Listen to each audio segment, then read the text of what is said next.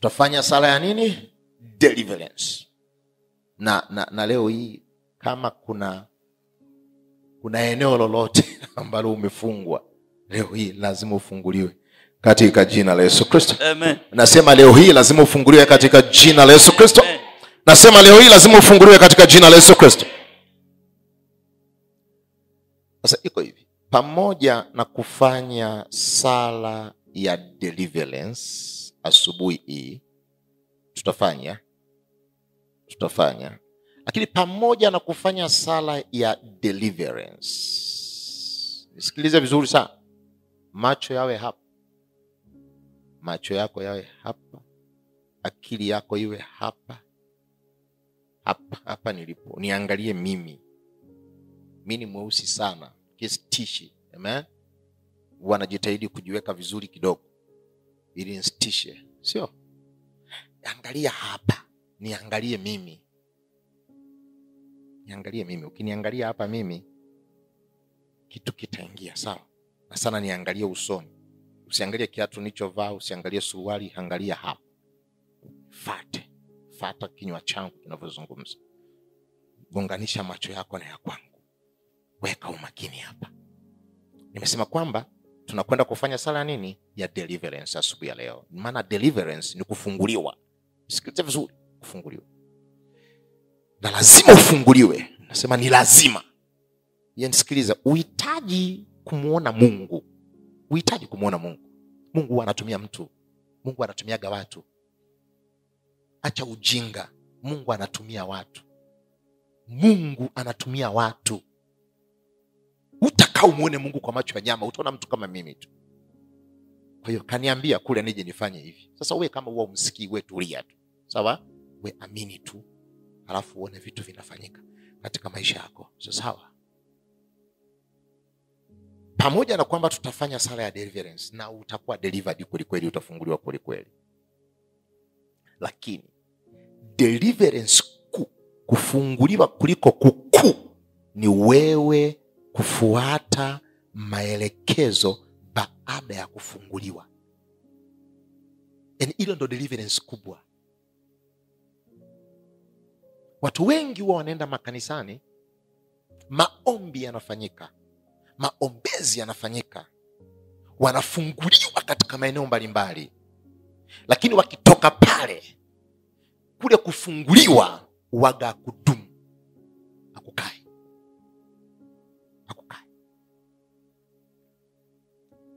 Nakumbuka Yesu Kristo alizungumza kwa habari ya tabia za mapepo. Mapepo yakisha tolewa ndani ya mtu, waga yaendi moja kwa moja. Mapepo waga yaendi moja kwa moja. Shida ikisha tolewa yaendi moja kwa moja. Waga yanakwenda yanapaki sehemu. Halafu waga yanakuja baadaye kuangalia kama pale yalipotolewa pana nafasi tena yaingie ama hayawezi kuingia. Yakichungulia yakakuta yametolewa, ndio nafasi ipo, yanaweza yakaingia. Biblia inasema hivi, waga hayaingia hapo. Waga hayaingia hapa. Biblia inatumia hesabu kama liko limoja, kama lilitolewa limoja, afu limerudi likachungulia namna hii, likaona kuna nafasi, haliingii, linaondoka kwanza, linaenda linaalika mapepo menzake mengine 7 yaliyo mabaya kuliko lenyewe. Kwa sababu lenyewe liliweza kutolewa, sasa linatafuta mabaya 7 kuliko lenyewe. Yanakuwa mangapi? 8. Sasa yanakuja yanaingia. Yakiingia pale, Biblia inasema mwisho wa huyu mtu unakuwa ni mbaya sana kuliko hata kabla hajafunguliwa. Amen. Kwa hiyo baada ya ibada ya leo, maelekezo unayopewa ni ya msingi sana kuliko hata kufunguliwa kwenyewe. Mero anachokisema. Macho yako hapa, unanifuata vizuri? Ukizingatia maelekezo ambayo sio ya kwangu, ni ya neno la Mungu kwa ajili ya kutunza muujiza wako, kutunza kufunguliwa, Unaposhika maelekezo ya neno la Mungu, lazima upige hatua katika maisha. Kwa nini? Yale maelekezo ya neno la Mungu unayoyazingatia huwa yanafanya uwe na akili nzuri kama ya Yesu. Unakuwa, Biblia inasema we have the mind of Christ. Yale maelekezo ya neno la Mungu unapoyazingatia baada ya kufunguliwa, yanafanya uwe na ufahamu kama wa Yesu. Na ufahamu wa Yesu waga ushindwi duniani. Kwa lazima upige hatua zinazoonekana katika maisha. Ndio tunasema kutoka utukufu hadi utukufu. Hayo maneno ya unabii hayakuja bure tu, yamekuja alafu kuna namna pia ya kudhihirisha ukamilifu wa hayo maneno. Tuko pamoja? Tuko pamoja? Sasa sikiliza. Hapo tumeelewana? Sikiliza.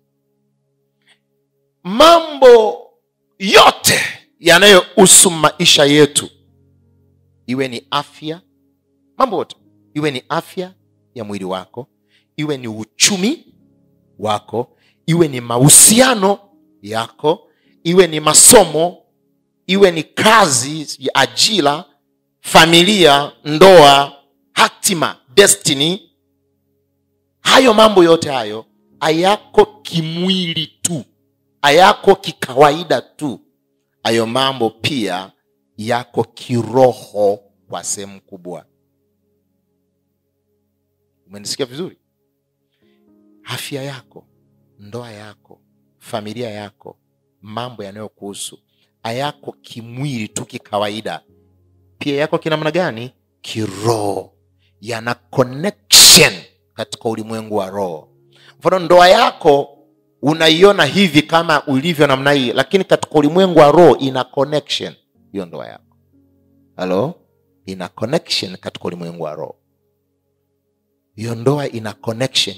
Ndoa iko kiroho. Iko kiroho pia. Kazi yako iko kiroho pia. Tutaelewana tu. Tutaelewana. Na mwanadamu kama wewe wakati wote uko vitani na shetani. Na shetani anapopiga, huwaga anapiga katika ulimwengu wa roho. Atapiga ndoa katika ulimwengu wa roho, atapiga familia katika ulimwengu wa roho, atapiga afya katika ulimwengu wa roho. Ndio maana mchawi anaweza akamloga mtu sasa hivi, mtu akaanza kuumwa mwezi ujao. Kitu kimetengenezwa katika ulimwengu wa roho. Ndoa inalogwa sasa hivi, lakini inaanza kuwa na shida miezi 3 ijayo. Mtu anatembelea mahali fulani, sijui kwa wakwe, sijui wakuirima, sijui wapi, watu fulani wanamchawia, afu wananuiza kwamba hiki kitu kitafanya kazi. Akisha sahau kabisa habari za safari hii. Akienda huko, mara ghafla tu mambo yanaanza. Wamepiga katika ulimwengu wa roho. Vitu vinaanzia katika ulimwengu wa roho, kwenye ulimwengu usioonekana. Kwenye ulimwengu usioonekana. Ndio maana mambo mengi katika maisha yetu unaweza ukasikia mtu anauliza, hivi nini kinaendelea hapa? Mbona sielewi? Uelewi kwa sababu haya mambo yaonekani kwa macho ya nyama. Kuna mahali yanapoanzia. Mtu anafanya kazi haiwi, anafanya biashara haiwi, anafanya haviwi, kuna kitu kinaendelea katika ulimwengu wa roho. Kapigwa tayari, ama kafungwa, kwa anahitaji deliverance, anahitaji kufunguliwa. Nimeeleweka kidogo? Nimeeleweka kidogo? Kwa hiyo unaweza ukafanya deliverance peke yako nyumbani, lakini nyakati kwa nyakati tunapokusanyika kama kanisa tunafanya deliverance pamoja. Na wawili ni bora kuliko mmoja. Amen. Familia inaweza kufungwa mahali fulani. Inaweza kufungwa. Inaweza kufungwa. Kwa tuko hapa kufanya nini? Deliverance. Uchumi unaweza kufungwa. Wengine wanasemaga si nyota imeibiwa. Sitaki kutumia lugha hiyo. Yaani kuna nguvu fulani hivi isiyoonekana lakini inafanya kazi. Alafu wewe mwenyewe unajishtukia kwamba mbona sielewi? Wewe mwenyewe unajishtukia kwamba mbona sielewi kinachoendelea hapa? Mbona kila ninachofanya adhiwi? Mbona wengine wanafanya vinakuwa? Mbona ninajitahidi mbona hivi? Kuna kitu kinakuwa kinaendelea ambacho ukioni kwa macho ya nyama. Kiko katika ulimwengu, ndo anachotaka tukifuatie hicho. Sawa? Tunakifuatia hicho. Na njia ya kukifuatia hicho ni njia ya sala. Njia nini? Ya sala. Kufanya nini? Sala. Sala ni nini? What is prayer? Sala ni nini? Sala ni nini? Sala, kufanya sala maana yake ni sala ni matamshi ya kinywa cha mwana wa Mungu katika msingi wa neno la Mungu. Ni matamshi ya kinywa cha mwana wa Mungu katika msingi wa neno la Mungu. Mfano, unaposema neno la Mungu limesema, ukapiga pale, kwa hiyo katika jina la Yesu Kristo ukaachilia pale matamshi, hiyo ni nini? Ni sala. Halo? Kwa sababu ni matamshi ya mwana wa Mungu katika msingi wa neno la Mungu, au matamshi ya mwana wa Mungu akiongozwa na neno la Mungu. Halo? Hiyo ndo sala. Au sala ni kuupa sauti ukweli wa neno la Mungu ulio ndani yako. Yaani ndani yako umeshatumbukiza ukweli wa neno la Mungu, alafu unaachilia matamshi ambayo yamelala kwenye nini? Kwenye ukweli wa neno la Mungu. Ndio sala. Sasa nitakuongoza kufanya sala, nitakuongoza kuachilia nini? Matamshi katika msingi wa neno la Mungu, au tukiongozwa nini? Na neno la Mungu, au nitakuongoza kuupa sauti ukweli wa neno la Mungu tulio nao. Alafu tukiachilia namna hiyo inakuwa nini? Ni sala. Sawa? Sawa? Tukifanya hivyo nini kinatokea? Tunapoachilia hayo matamshi nini kinatokea? Tunapoachilia hiyo sauti nini kinatokea? Mnakumbuka Zaburi 103 mstari wa 20 inasemaje? Fungua mahali pale. Mhimidini Bwana enyi malaika zake. Mhimidini Bwana enyi malaika zake. Ninyi mlio hodari. Ninyi mlio hodari. Mtendao neno lake. Mtendao neno lake. Mkisikiliza sauti ya neno lake. Mkisikiliza sauti ya neno lake. Yaani malaika wameambiwa wamhimidi Bwana kwa sababu wako hodari. Wao kazi yao ni kutenda neno la Mungu wanaposikia sauti ya neno la Mungu. Sisi tutakapokuwa tunatoa sauti hapa ya neno la Mungu, malaika wanafanya nini? Wanalitenda neno. Tunapoachilia sauti ya neno la Mungu, malaika wanalifanya lile neno. Lile neno lazima litimie katika maisha yetu. Tunakwenda kufanya sala. Amen. Unaelewa kinachokwenda kutokea sasa? Malaika watakuwa wanafanya nini? Watakuwa wanafanya. Malaika watakuwa wanafanya nini? Wanafanya kila ambacho neno limesema. Bwana Yesu asifiwe. Nimesema mniangalie hapa. Niangalie mimi. Ukiniangalia mimi hautasinzia. Nikienda hivyo kanifuata hautasinzia. Nikienda hivyo kanifuata hautasinzia. Lakini ukianza kuinama kidogo, shetani atakupiga nini? Kausingizi kadogo. Alafu kuna maneno yatakupita. Anasema muhimidi Bwana enyi malaika zake, ninyi mlio hodari mtendao neno lake. Mnaposikia sauti ya neno, kwa mimi nitakuwa nakuambia, mwana wa Mungu sikiliza, neno la Mungu linasema hivi na hivi na hivi na hivi. Uwe ni ukweli. Kwa hiyo achilia maneno sawa sawa na hii. Halafu tunaachilia. Tukiachilia malaika wanafanya nini? Wanatenda. Tuko pamoja. Tuko pamoja. Kila mmoja mahali hapa anafunguliwa leo katika jina la Yesu Kristo. Nasema unafunguliwa katika jina la Yesu Kristo.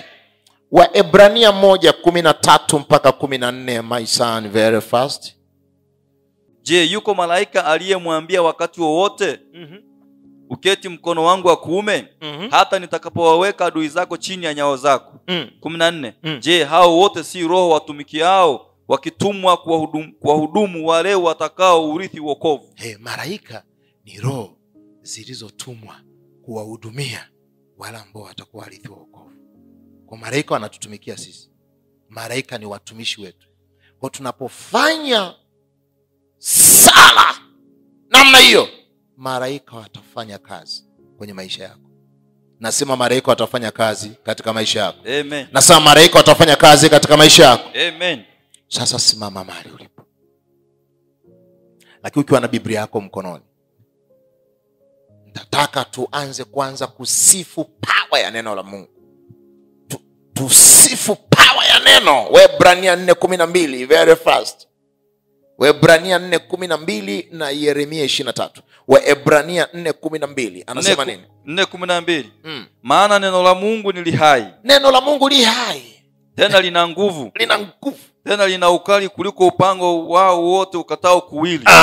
Tena la choma hata kuzigawanya nafsi na roho. Linachoma hata kugawanya nafsi na roho. Na viungo na mafuta yaliyomo ndani yake. Tena lijepesi kuyatambua mawazo na makusudi ya moyo. Tutamwambia Mungu kabla hatujafanya deliverance, tunajua neno lako li hai. Neno lako lina power. Neno lako lina uweza. Lina nguvu, ni kali kuliko upanga wao wote ukatao kweli. Lina uwezo wa kutambua mawazo ya moyo, mawazo ya moyo. Neno lako linaweza likafanya operation kati ya nafsi na roho. Nani anaweza kufanya operation hiyo? Nafsi na roho. Kuna daktari duniani anaweza kitu? Kati ya nafsi na roho. Linaweza likatenganisha nafsi likaweka hapa, roho likaweka hapa. Neno la Mungu. Tutakwenda kumwambia Mungu kuhusu neno lake hilo. Sawa? Unaweza ukasema maneno haya kwamba Mungu, neno lako lina nguvu. Neno lako uko ni kumsifu. Halo? Niko na watu walio hai mahali hapa. Amen. Niko na watu walio hai mahali hapa. Amen. Nimesema tunafanya nini? Tunaenda kumsifu. Tunalisifu hilo neno, sawa? Alafu tunakwenda kulitumia. Tunalisifu hilo neno alafu tunaenda kulitumia. Sawa? Uwezo ukaambatana na yule ambaye au mthamini. Uwezo ukaambatana na yule ambaye au mthamini. Uthamini ana power, uthamini ana nguvu, au uthamini kwamba anaweza. Unaambatana na yule ambaye unathamini anaweza, sio? Kwa nataka tulisifu hili neno, si ndio? Yeremia 23:29 anasemaje? 23:29.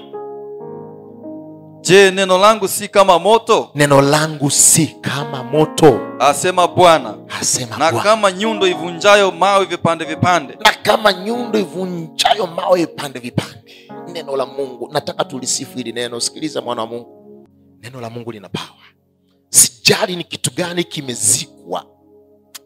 Sijui walienda makaburini wakachimba kaburi kidogo wakachukua jina lako, sijui ulikuwa unatembea wakachukua unyayo wako, sijui waliiba nywele zako, sijui waliiba nguo yako ya ndani, wakatengeneza wakaenda wakachimba pale wakaweka, ama wakapasua mti wakaweka kafunga, ama wakatupa ziwani, ama kwenye mto. Nguvu ya Mungu itaenda kule chini, itachoma kila kitu. Anasema neno langu si kama moto. Neno la Mungu ni moto. Uchawi wowote kwa yeyote mahali hapa asubuhi ya leo unakwenda kuyeyushwa. Neno la Mungu lina power. Kuna watu kila anachofanya haiwi, haikumbe wameshatengeneza. Lazima deliverance, lazima kufunguliwa. Sawa? Kabla sijaenda huko, nataka usifu uweza wa nini? Wa neno ambalo tunakwenda kulitumia. Sawa? Sema neno lako si kama moto, sio kama nyundo. Mungu linachoma, linavunja. Haijalishi nguvu ya giza, uchawi, haijalishi majini, mapepo, haijalishi mizimu. Neno lako Mungu lina power. Sawa? Sasa neno lako li hai, lina nguvu, linaweza kufanya operation kati ya nafsi na roho. Neno la Mungu. Uko tayari? Inua sauti yako uanze kulisifu jina la Yesu. Luka 13:16. Marko 3:27. Luka 13:16 na Marko Luka 13:16. Yes. Na huyu mwanamke aliye uzao wa Ibrahimu, ambaye shetani amemfunga miaka 18 hii, haikupasa afunguliwe kifungo hiki siku ya Sabato? Luka hiyo, sio? Anasema huyo mwanamke aliye binti wa Ibrahimu, uzao wa Ibrahimu, ambaye shetani amemfunga miaka yote hii, hakupaswa kufunguliwa leo. Hii ndio siku ya Sabato hii. Hii ni siku ya Bwana hii. Amefungwa miaka mingapi? 18. I don't care. Ishu yako imekaa muda gani? Leo ndo leo. Amen. Mungu aliyeamua asubuhi ya leo tufanye hivi, hiyo ishu yako inafufuka katika jina la Yesu. Amen. Anasema huyu binti wa Ibrahim ambaye shetani amemfunga haiwezekani mambo yako yasiende mbele. Haiwezekani kile unachofanya akiende mbele, haiwezekani. Hiyo nguvu inayopingana na kibali katika maisha yako, nguvu inayopingana na favor, inayopingana na mng'ao, inapingana na progress, nguvu inayopingana, mwingine anasoma na kusoma haelewi, kichwa hakielewi, inayopingana kila jambo jema katika maisha yako, wewe haaliwi. Hiyo nguvu hiyo tunaishughulikia asubuhi ya leo. Umeasikia maneno ya Mungu haya? Yesu mwenyewe anasema huyu ambaye shetani amefanya nini? Amemfunga. Na Yesu amesema kama Baba alivyomtuma yeye, naye kafanya nini? Katutuma sisi. Amina. Marko 3:27 anasemaje? 3:27. Hawezi mtu kuingia ndani ya nyumba ya mtu mwenye nguvu na kuviteka vitu vyake asipomfunga kwanza yule mwenye nguvu, ndipo atakapoiteka nyumba yake. Nataka utakuwa unasema, umeona anavyosema, uweze ukaingia katika nyumba ya mtu mwenye nguvu ukachukua vitu vya huyo mtu, mpaka kwanza ufanye nini? Umfunge wewe huyo amejifanya na nguvu huyo, afu ndo unaingia ndani unafanya nini? Unachukua vitu vyake. Sawa? Sasa tutakuwa tunazungumza sawa na hapo, sawa na hiyo nyingine ambayo nimesema. Sawa? Yesu mwenyewe alisema huyu binti wa Ibrahim ambaye shetani kamfunga, yani shetani amemfunga, kamfanya kuwa mateka wake. Sawa? Kamfunga, haijalishi katika ulimwengu wa roho kule pasipoonekana, kule uelewi wanafanyaje, ulinyoa nywele wakaiba nywele, sijui kucha zako sijui walifanyaje, I don't care. Uchawi wowote hauzidi neno la Mungu. Anasema wamemfunga namna gani ajali yani, lakini maadamu nguvu ya giza ndio imetumika kufanya nini? Kufunga. Hiyo nguvu ya giza tunakwenda kuifunga sisi. Sawa? Kwa sababu hiyo nguvu ya giza ndio iliyomfunga, sisi tunakwenda kuifunga. Sawa? Kwa utakuwa unasema katika, na nataka umaanishe. Yaani ufanye prayer usikie ndani. Sio unakuwa tu. Kuna hoshas hapa, kuna watu wanaangalia, hamna mtu atakuibia kitu chako. Ufanye prayer. Kuna watu mtafanya prayer hapa mpaka mtaonyeshwa mahali fulani. Utafanya prayer mpaka kuna vitu utakuwa unaona. Amina. Wewe ukiwa unaona unaendelea tu kushughulika navyo. Sawa? Kuna mtu kafungwa kwamba huyu hata kaolewe, huyu hata kaoe, huyu hata kawe chochote katika ukoo wake, huyu wote watabaki kuwa maskini. Haiwezekani ukoo mzima yani watu watokimo. Hamna. Tuko pamoja? Amina. Utakwenda hizo nguvu za giza hizo. Kwa utakapokuwa unafanya prayer katika msingi wa haya maneno, tunaupa sauti ukweli wa neno nini? La Mungu. Sawa. Sasa kabla tujaenda hapo, Isaya 42:19 mpaka 20. Isaya 42:19 mpaka 24. Ni nani aliye kipofu ila mtumishi wangu, au aliye kiziwi kama mjumbe wangu ni mtumaye? Ni nani aliye kipofu kama yeye aliye na amani, naam kipofu kama mtumishi wa Bwana? 20. Unaona mambo mengi lakini huyatii moyoni, masikio yake ya wazi lakini hasikii. 21. Bwana akapendezwa kwa ajili ya haki yake kuitukuza sheria na kuiadhimisha. 22. Lakini watu hawa ni watu walioibiwa na kutekwa. Wameibiwa na kutekwa. Wote wamenaswa katika mashimo. Wamefichwa katika magereza. Wamefichwa kwenye magereza huko. Wamekuwa mawindo. Wala hapana aokoaye. Sisi leo tunaenda kuokoa. Amina. Kwa kutumia neno la Mungu. Haupo uchawi unaweza neno la Mungu. Amen. Haupo uchawi unaweza neno la Mungu. Amen. Kila mtu hapa lazima ang'ae. Utakuwa na dream, na hiyo dream itatimia. Utakuwa na ndoto, na ndoto yako itatimia. Amen. Utakuwa na mipango, na mipango yako itatekelezeka. Amen. Shetani hata iweza tena. Anasema hakuna aokoaye. Alafu anasemaje? Wala hapana asemaye rudisha. Tutakuwa tunasema hicho ambacho kimekamatwa kirudi katika jina la Yesu Kristo. Restore in the name of Jesus. I command you devil in the name of Jesus. Restore, bring it back up in the name of Jesus. Utakuwa unasema rudisha, rudi chochote kilichopotea. Kama ni akili unasema mimi sikuumbwa mjinga, nimeumbwa na akili sawasawa, ninasema akili rudi katika jina la Yesu Kristo. Kibali rudi katika jina la Yesu Kristo. Kusonga mbele rudi katika jina la Yesu Kristo. Ninaeleweka? Kama mme wako umwelewi, utakuwa unasema huyo mwanaume namuita arudi katika jina la Yesu Kristo. Ninamfungua katika jina la Yesu Kristo kwa damu ya mwana kondoo. Ninasema atoke kwenye shimo, atoke alikofungwa. Sawa sawa. Amina. Have I made myself very clear? Nimeeleweka sawa sawa? Amen. Nimeeleweka vizuri yani? Amen. Kila kitu kina namna. Kila kitu kina namna. Ukikosea namna hivi, tuko pamoja hapa tunasaidiana sawa sawa ni? Amen. Itakuwa katika maisha yako. Amen. Uko tayari? Amen. Uko tayari? Amen. Chochote ambacho kiendi lazima kiende. Bible inasema njia ya mwenye haki ni kama nuru ing'ayo, ili kung'aa na kung'aa na kung'aa, inaenda inang'aa mpaka mchana mkamilifu. Lazima isonge mbele. You have to progress. Lazima uende mbele, uchumi uende mbele, maisha yaende mbele, furaha, amani viende mbele. Sio unakaa baba sio, hapana. Sio mpango wa Mungu wewe kudumaa. Ama sio mpango wa Mungu wewe kudumaa. Kila mwaka maisha vile vile, no. Maisha lazima mwaka huu, mwaka kesho yaende mbele, mwaka kesho tuende mbele, yaende mbele mpaka siku unaenda mbinguni. Huo ndo mpango wa Mungu. Chochote kilicho kinyume na hicho kikatae. Sawa? Tuko tayari? Uko tayari kusema neno la Mungu? Inua sauti yako, anza kufanya sala katika jina la Yesu Kristo.